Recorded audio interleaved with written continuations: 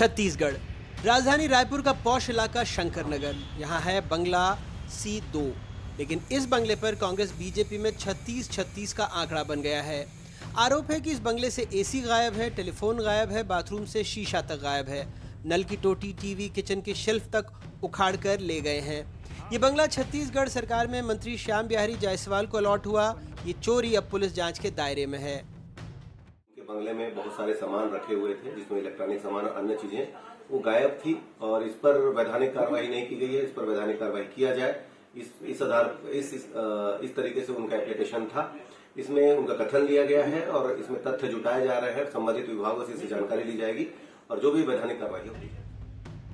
ये बंगला भूपेश बघेल सरकार में नगरीय प्रशासन मंत्री शिव डहरिया को अलॉट हुआ था। अब ये स्वास्थ्य मंत्री श्याम बिहारी जायसवाल का पता है। उनका आरोप है कि जब वो बंगले का निरीक्षण करने पहुंचे तो बंगले से नल की टोटियां तक गायब मिली। जनवरी में ये मामला उछला, एक दूसरे पर जबानी हमले हुए और मामला शांत हो गया। लेकिन करीब 8 महीने बाद इस मामले में एक आरटीआई कार्यकर्ता ने दस्तावेजों के साथ सिविल लाइन थाने में शिकायत दर्ज कराई है। जो सामान गायब होने की जानकारी मिली है, ये करीब 400 पेज की है। आप जान के दुखी होंगे और आश्चर्यचकित रह जाएंगे कि जो बाथरूम के अंदर बाल्टी और डब्बा मग्गा इस्तेमाल किया जाता है, वो बाल्टी और मग्गा भी नहीं था। किचन का सामान गायब हो गया था। इसके अलावा सेंट्रलाइज एसी जो बहुत महंगा होता है, वो भी गायब हुआ है।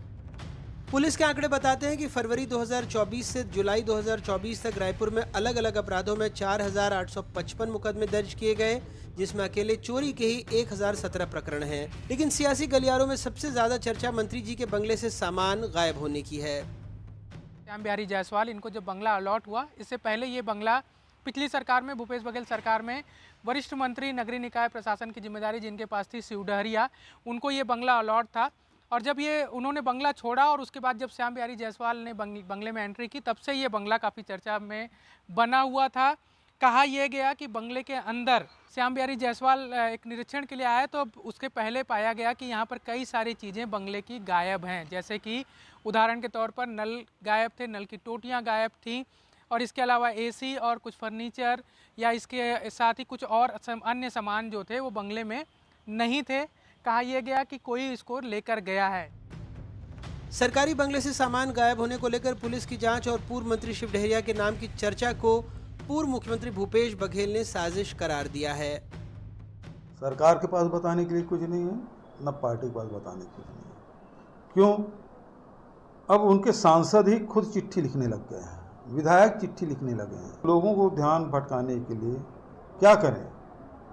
तो उसके लिए है कि कभी भूपेश बघेल के खिलाफ कार्रवाई करो तो कभी मोहम्मद अकबर के खिलाफ करो, कभी सी डहरिया के बारे में बात आई, कभी देवेंद्र यादव की बात आ रही। ये काम इस सरकार के पास रह गया। C2 बंगले से सामान गायब होने की पुलिस या जांच को कांग्रेस भले ही टारगेटेड एक्शन बता रही है, लेकिन बीजेपी की ओर से सरकारी बंगले पर सियासी हमला जारी है। पूरे 5 साल में भूपेश बघेल के कार्यकाल में आपने देखा है कि महादेव ऐप जैसे घोटाले, जिसमें छत्तीसगढ़ के युवाओं को लूटा गया।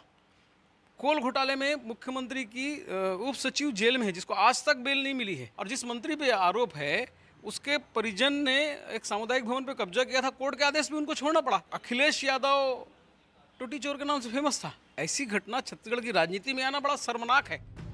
वैसे आरोप ये भी है कि सरकारी बंगलों में से सिर्फ कीमती सामान ही नहीं, कई मंत्रियों के बंगलों से 10 लाख से ज्यादा के गमले और पौधे भी गायब हो गए।